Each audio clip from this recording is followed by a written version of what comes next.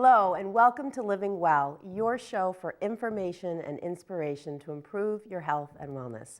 My name is Karen Fabian and I am your host, and thank you so much for watching. We have a fun and interesting show planned for you today. In our first segment, our Healthy ABC segment, we're going to be talking about teaching children yoga. Children's yoga is a great way for kids to express themselves and do something healthy, and we're going to actually bring some kids out here to show you how it's done. This should be a fun segment. We're then going to move into our Strike a Pose segment, where we will meet Paula Harvey. Paula is an experienced yoga teacher, and she's worked with hundreds of beginners over the years. And we're going to be focusing on starting a yoga practice, especially now that it's getting a little colder outside. You might be thinking about bringing your exercise indoors, and yoga is a great way to stay healthy. So if you're thinking about starting a yoga practice, this segment is for you.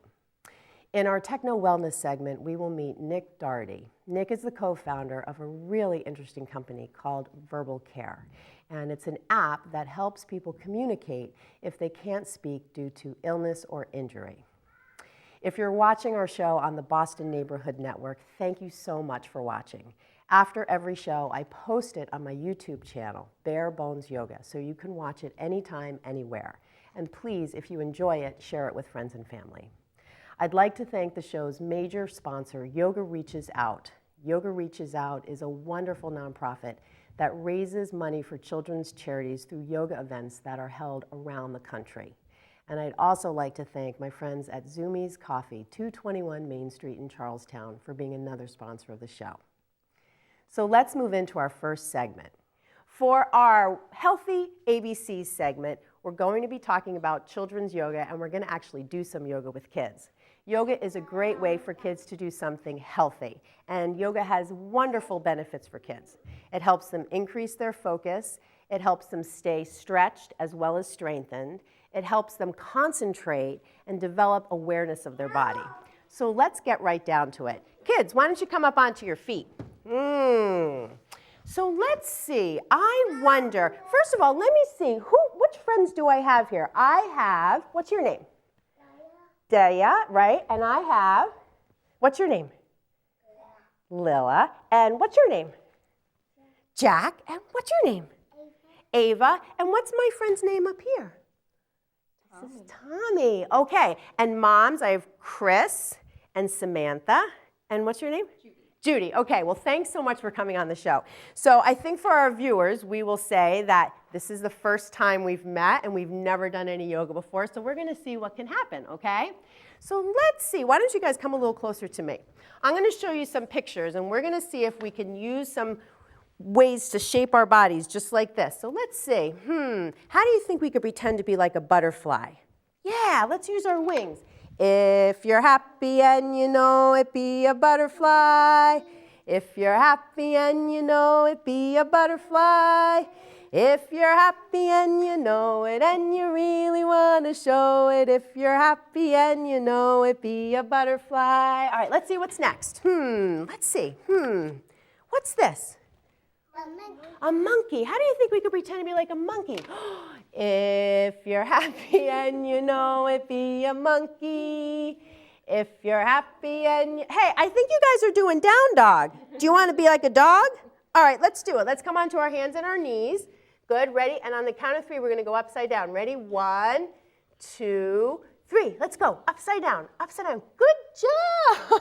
Good job. Now, what sound does the dog make? All right, awesome, awesome. All right, let's see if we can do another one. Let's look in here. What's this? What is this? Oh, it's bigger than a cat. What's bigger than a cat? A lion. Let's put our paw, ready? Let's take our paws. Let's put our paws on the ground. Let's put our other paws down. Now, what sound does the lion make? Wow. Okay, ready? Let's take a big breath in. Roar. Louder, big breath in. Roar. One more time. Let me see your paws. Big breath in. Roar. Okay, excellent. Let's see if we can do one more. I'm going to give you a hint. What is green and hops up and down? Not a dog. What is green and hops up and down? A frog. Okay, ready? Let's see if we can shape our bodies like a frog. If we sit really low, on the count of 3, ready? 1, 2, 3. Good. Let's do it again. Try this with me, sweet pea. 1, 2, 3, up. Good job. Okay, let's come up onto our feet. Excellent. All right, let's see. I wonder if I'm the yogi, if you can do a couple different things with me. Let's see. Let's come over to here. Yogi says reach up high. Good. Yogi says reach out wide. Yogi says touch your nose. Yogi says touch your toes. Touch the sky really high. Good job. Let's see if we can be like a tree. Yogi says be like a tree.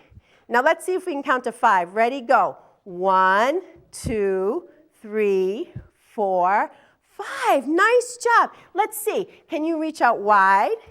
Can you tip to the side? Good job. Let's count to 5. Ready, go. 1, 2, 3, 4, 5. Good. Now let's see. What if we take our arms out wide and we take our one leg behind? Now can we fly? Let's try. Ready? 5 counts. 1. Good job. 2, 3, 4, 5. Good job. Let's come to our seats. Let's come to our seats. Let's hold on to our feet. Good. Now if we move our legs up and down, do you think that we can pretend to be like a butterfly? Where's your antenna? Let's see. Good job. Good job. Really, really good job. Okay, let's come back up onto our feet. Let's see if we can stand like a mountain. Ready? Let's bring our feet all the way together. Let's bring our hands to our heart. Now we're going to take a deep breath in. Go. And a big breath out. Now we're going to breathe like a snake. Ready? Big breath in. Snake breath out. Now let's reach up high. Let's reach out wide. Let's bring our hands to our heart. And let's see if we can stand very, very still. Very, very still. 1, 2, 3. Good job, everybody. Nice job. Nice job. Let's do high fives. Ready? Good job. All right. Awesome, awesome, awesome. So thank you so much. This was a fun segment, and thanks to the moms for bringing the kids out here.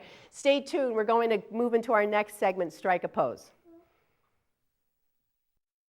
We finally bought a place. You seriously have enough saved to do that? We've been putting a little aside each month. So at the end of the month, we have nothing left to save. How is my account overdrawn? When it comes to financial stability, don't get left behind. Get tools and tips for saving at feedthepig.org. Hi, and welcome back. In our Strike a Pose segment, today we're going to be focusing on yoga for beginners. I'd like to introduce you to Paula Harvey. Paula is a certified Baptiste yoga teacher who has been teaching for many years, and over the years she's taught countless beginners. And sometimes it can be scary to think about starting yoga for the first time. So we're going to talk today about how to get started with a yoga practice. Welcome to the show, Paula. Hi, thank you. Sometimes I think that for someone who's never begun a yoga practice, it can be helpful to hear from someone who has been practicing for a while in terms of how they got started with yoga. Can you share a little bit about that? Sure. I started yoga probably about 17 years ago, and it's been a long time. And I basically just was interested in it. I was looking for something to help just calm my mind, you know, just get myself to be more stretched. I have a dancing background, and that just seemed appealing to me. So I started at home with a video practice. I just went to the store at the time when they had VHS tapes, and I bought my VHS tape and did my practice at home. Popped it in the TV. Yeah. And my girlfriend at the time was also getting into yoga, and she was going to a yoga studio, Baptiste Power Yoga, actually, right in Boston. Great. So she invited me, and I went along with her, and it was amazing. I just knew when I left that studio that I needed to have more of it in my life, and that's just how I got started, and I kept going back. Well, okay, so that probably encapsulates an experience that other people might, I can say for myself too, I kind of share some of the elements of that.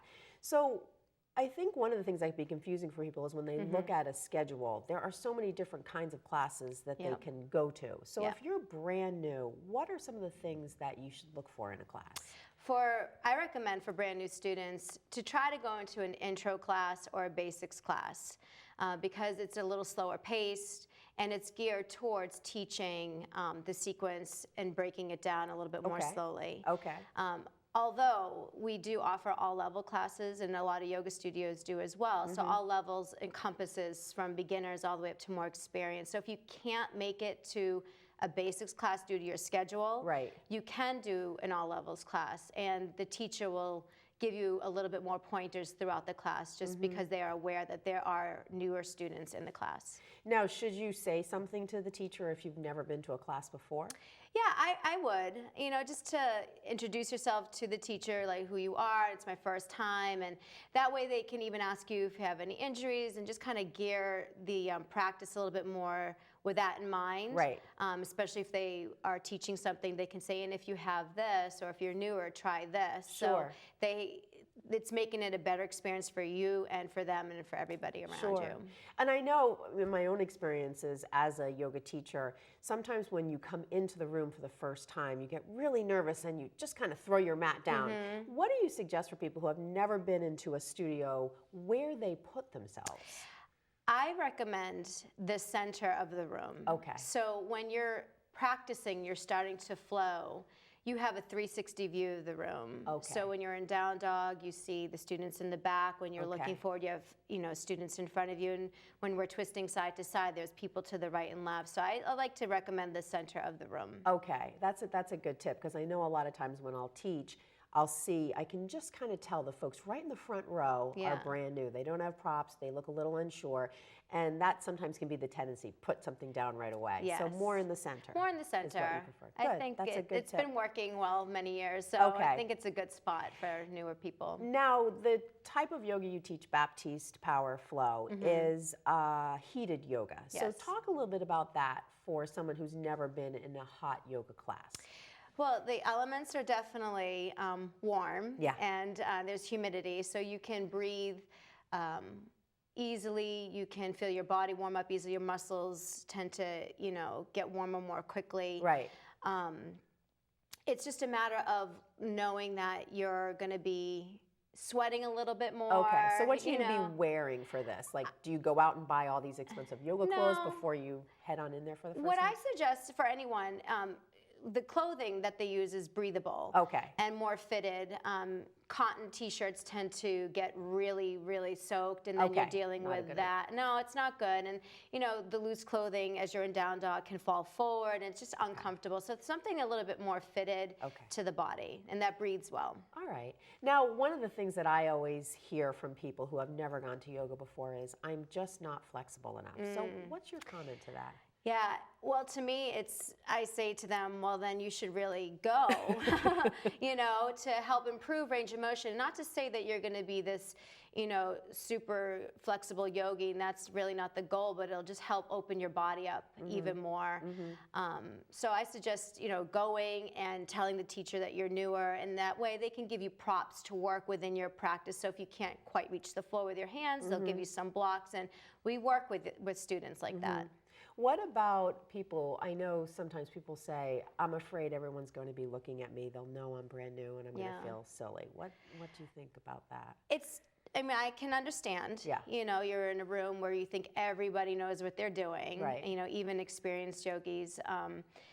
But it's just really about, after the first 5 minutes, they'll let go of that, because they'll be so concentrated and focused on what they're doing and what the teacher is saying, that they Right. really tend to lose that thought of like feeling silly or feeling uncomfortable. And is anybody really watching anybody else, or are they No. kind of in their own They experience? really are. They really are into their own practice and breathing. And I feel like people go to yoga just to let go and just to be connected to themselves, and they're not really watching anything else that's going on. What about if people feel they're not spiritual enough, whatever that word means to them? Right. You don't have to be. Okay. Can be You just know, exercise. You're you going could, yeah, I know a lot of people. I mean, that's how I started. I went in, a lot for the physicalness of it too. I love being challenged. Again, from a dancing background, I just wanted something to, help me feel that stretch I got from dance and that connection to my body.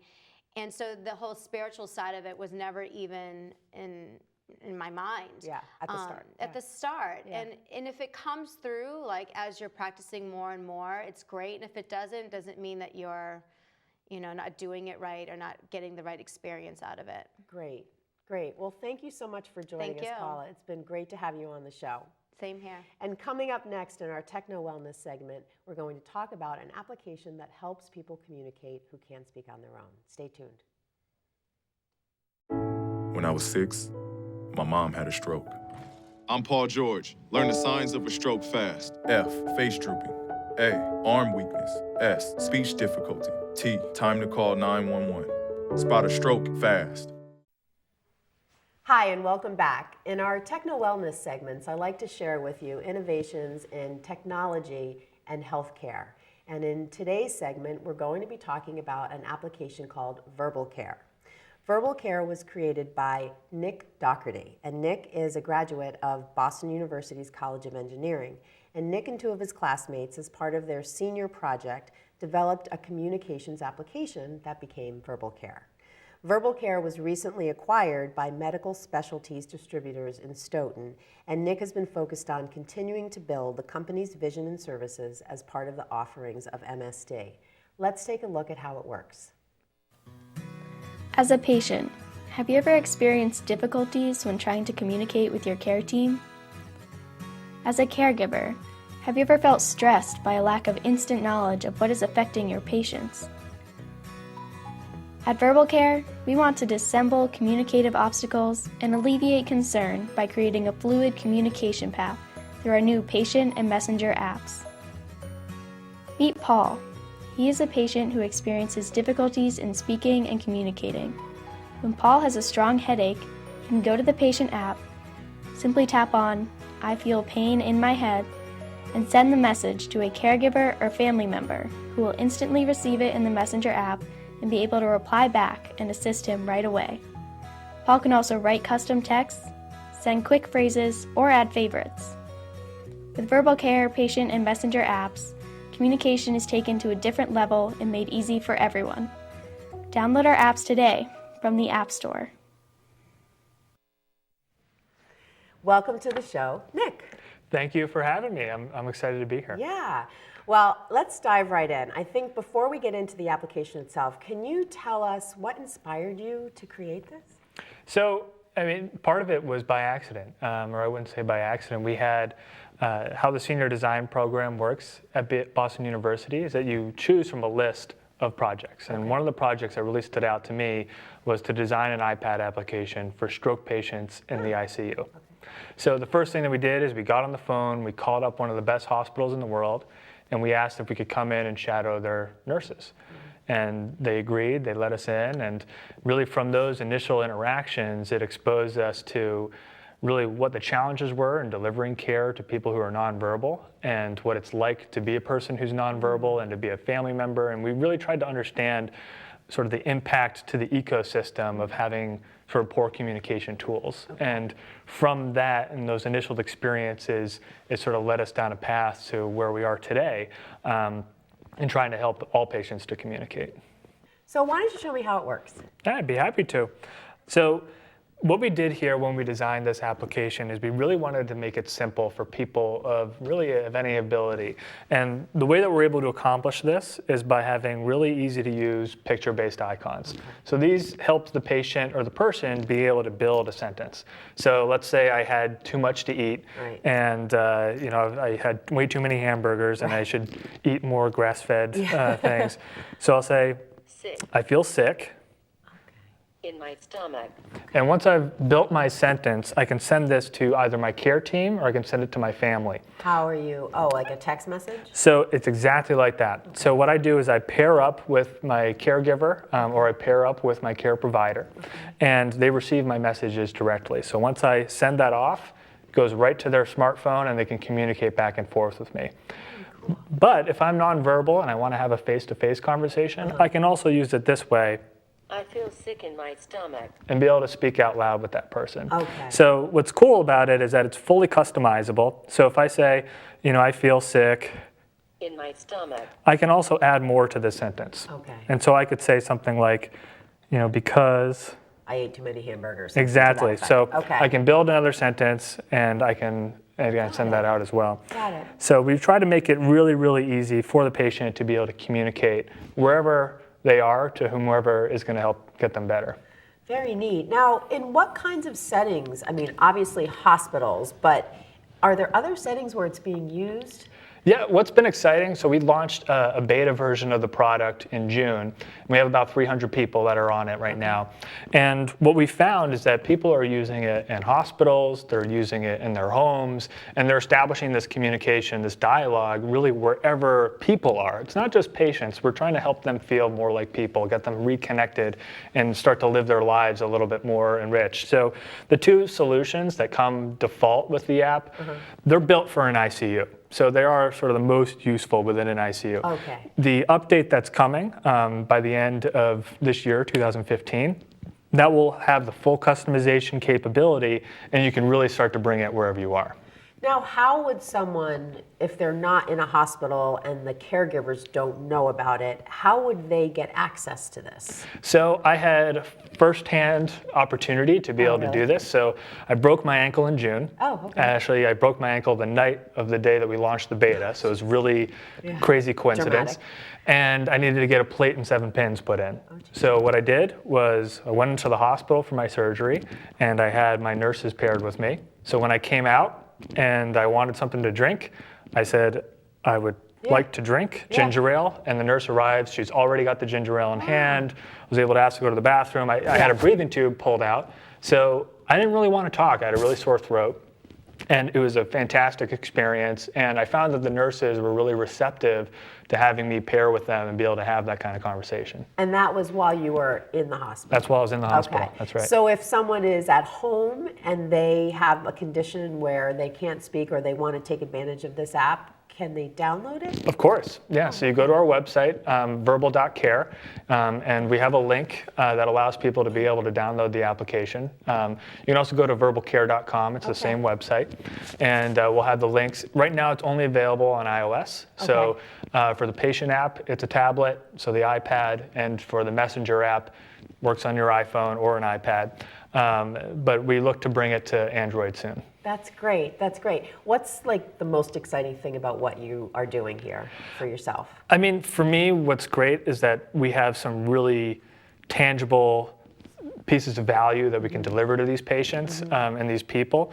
I think being able to give someone a voice again is really enriching to what we do on an everyday basis. But then on sort of a grander macroscopic level, we think that patient empowerment and patient access is really important. And what's cool about Verbal Care, it's their account. They own it. And then they choose to pair with the provider. And right now, most systems, the provider says, here's what you use, this is how I want you to connect with me, and they don't talk with other systems. So what's cool about Verbal Care is it puts the control in the patient's hand, and we really want to give these patients a voice. And I think that is more than just helping people who can't speak, it's helping all patients. That's great. That's a wonderful mission with a great feel to it. So wonderful. Thank you so much for coming on the show and sharing this with us. Thank you. It's great to be here. Thanks. Stay tuned. We're going to wrap up the show after this.